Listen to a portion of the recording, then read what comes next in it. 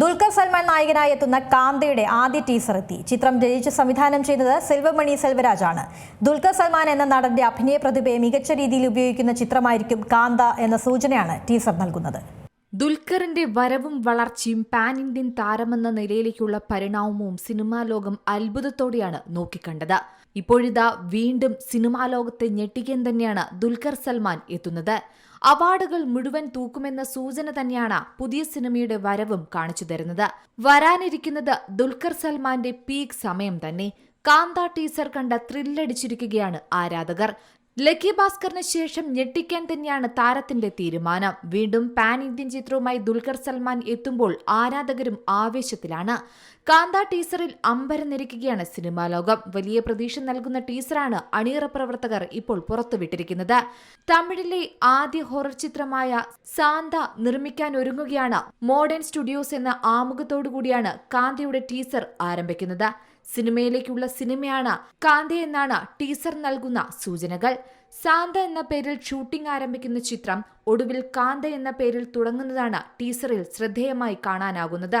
സമുദ്രഖനിയുടെ കഥാപാത്രത്തിന്റെ ശിക്ഷണത്തിൽ അഭിനയം തുടങ്ങിയ ദുൽഖർ സൽമാന്റെ കഥാപാത്രം അവസാനം സമുദ്രഖനിയെ വെല്ലുവിളിക്കുന്ന ദുൽഖറായി മാറുന്ന കാഴ്ചയാണ് ടീസറിലുള്ളത്.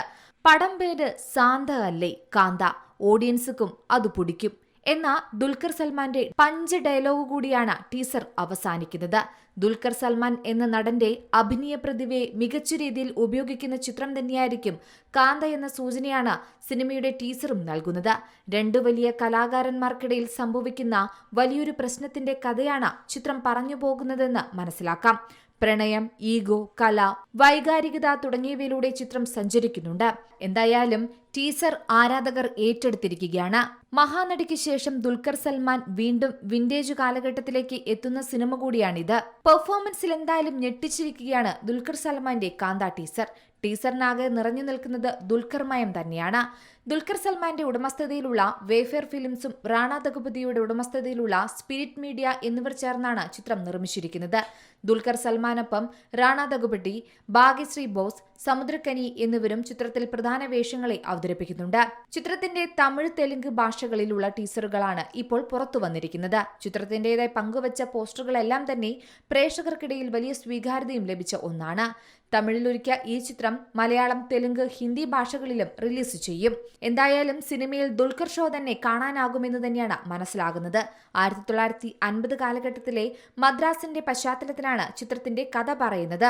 ഒരു നടൻ എന്ന നിലയിൽ മികച്ച പ്രകടനത്തിന് അവസരം നൽകുന്നതാണ് കാന്ത എന്ന് ദുൽഖർ തന്നെ പറഞ്ഞിരുന്നു. ചിത്രം മനുഷ്യവികാരങ്ങളുടെ ആഴം പിടിച്ചെടുക്കുന്ന മനോഹരമായ ഒരു കഥയാണ് പറയുന്നതെന്നും സിനിമയുടെ പ്രഖ്യാപന വേളയിൽ ദുൽഖർ സൽമാൻ തന്നെ പ്രതികരിച്ചിരുന്നു. എന്തായാലും കാത്തിരിക്കാം ദുൽഖർ സൽമാന്റെ കാന്തയ്ക്കായി.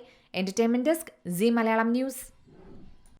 ഏറ്റവും പുതിയ വാർത്തകളും വിശേഷങ്ങളും വിരൽ തുമ്പിലറിയാൻ സീ മലയാളം ന്യൂസ് എല്ലാ ഡിജിറ്റൽ പ്ലാറ്റ്ഫോമുകളിലും ലഭ്യം.